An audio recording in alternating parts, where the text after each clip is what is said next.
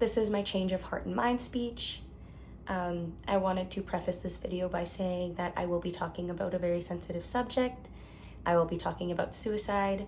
Just a warning for anybody who is viewing this video.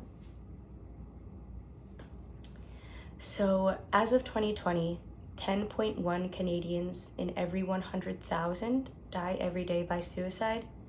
Suicide is the 9th leading cause of death in Canada, and it is the 2nd leading cause of death in the world. All of these statistics are from Statistics Canada or straight from Canada.ca. The purpose of my speech is to hopefully guide you to make a shift in the language that you use when discussing suicide. The shift that I specifically want to make is changing our language from committed suicide to died by suicide in order to create a safer environment and hope to end the stigma around suicide. So each year, more than 700,000 people die by suicide. This statistic is taken from the World Health Organization, and this is the Bryant-Denny Stadium. It holds about 100,000 people. So for reference, I've put it 7 times so we can get an accurate representation of what 700,000 people looks like. Here's a photo of it zoomed in so that you can see that every little red dot, kind of white dots too, are people, to show how many people really is 700,000, which is a lot.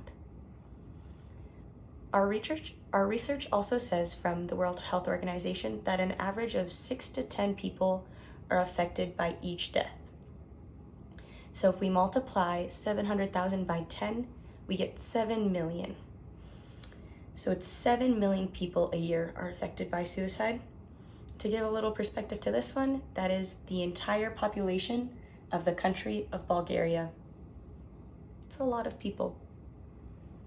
And in case there's any more confusion, for a Canadian reference, to make sure I really get this down, 7 million people is just larger than the entire population of British Columbia, and it is just smaller than the entire population of Quebec.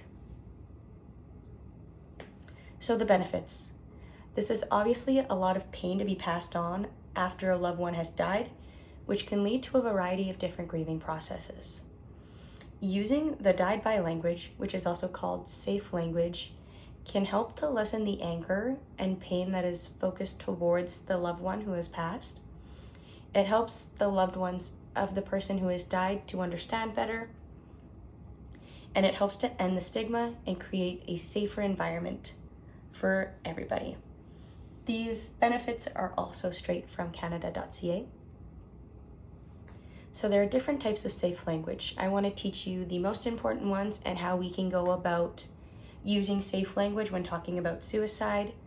All of the safe language that I found is from suicideinfo.ca, and it is called Language Matters. So we want to focus first on people first language. So people with mental illness, person who has died by suicide, person thinking about suicide, people bereaved by suicide, person impacted or affected by suicide, people with lived experience related to suicide, or people who have experienced suicide attempt. And here's a few more examples. So died, die, death by suicide, suicide attempt or attempted suicide, populations with higher rates of suicide, populations with potentially higher risks of suicide, factors that may increase people's risk of suicide, and social and economic costs associated with suicide. But it's also worth asking anyone who is comfortable talking about suicide and their experience or the impact that it has had on them, how they wish to discuss it. Because each person is different, everybody's different, they may prefer something else, but this is just a generally safe way to talk to the public about suicide. So with safe language, there's obviously some sort of unsafe language. So this is the problematic and hurtful language that we wish to avoid.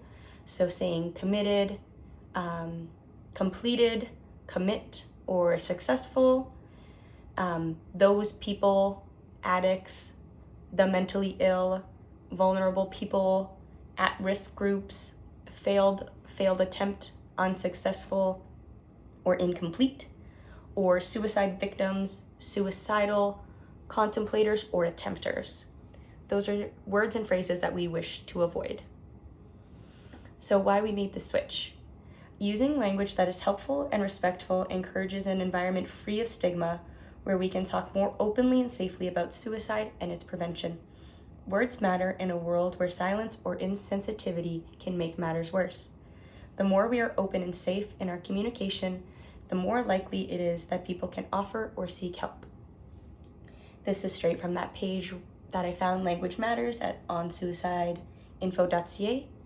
Using the term committed is strictly reinforcing the stigma because suicide was decriminalized in 1972, so it's no longer a crime that you can commit. Suicide is also not a subject that can be referred to as failed or successful, as the repercussions were way too harsh of such a simple task.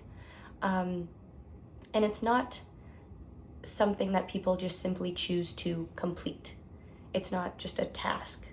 So these sorts of things help to neutralize the conversation around suicide and not necessarily paint it in a positive or a negative light.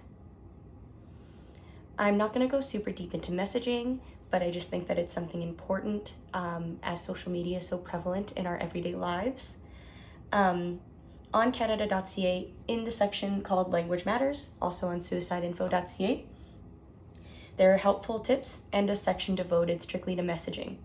So this helps to communicate effectively and safely with individuals over text message or publicly on things like social media to create a safer environment, especially where social media can be dangerous. Images matter here too, which is also something that is provided on that very same web page. So my acceptance of other views. I'm not saying that this is the right way to go about talking about suicide at all. There are many different religions and belief systems that have their own opinions and values concerning suicide, and I'm not saying that those are wrong. Those ways work for those people, but this way works for me. This worked for me because being immersed in a community for 3 years in a row that was so harshly affected by suicide, they also went through 2 suicide epidemics in 2 years. This is where I was taught, and I feel that it works best for myself and worked in that community as it helped me to understand, but also keep and create a safe environment for those loved ones of the people who had died during those very difficult times.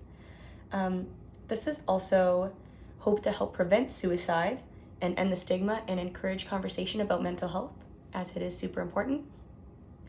And it's also one of the reasons that I want to become a teacher, as I wish to create this sort of safe environment in a school setting. Other than that, I also got taught this safe language.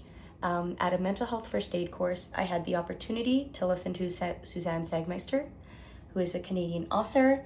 She wrote the book about suicide called Life After Dark, in which her goal was not only to give us 100 stories from survivors, but her other goal, and this is straight from her book and her website, and it is that she also wanted to create a conversation that matters. So she was the one that originally introduced me to the thought of safe language and shifting our language. So if you have not been personally affected by suicide, the statistics say that there is a high probability that you know someone who has been affected by suicide. So together we can do our part to help prevent suicide by making the conversation regarding suicide safer for everyone, including all people that are affected by suicide. I have chosen my career path in order to help people that are affected by mental illnesses that can lead to thinking about suicide. And I hope to one day at least save one life. So I ask you guys to challenge yourselves to try and make this shift in language and help me and so many others in our efforts to help prevent suicide and end the stigma by using this different or safe language when discussing suicide.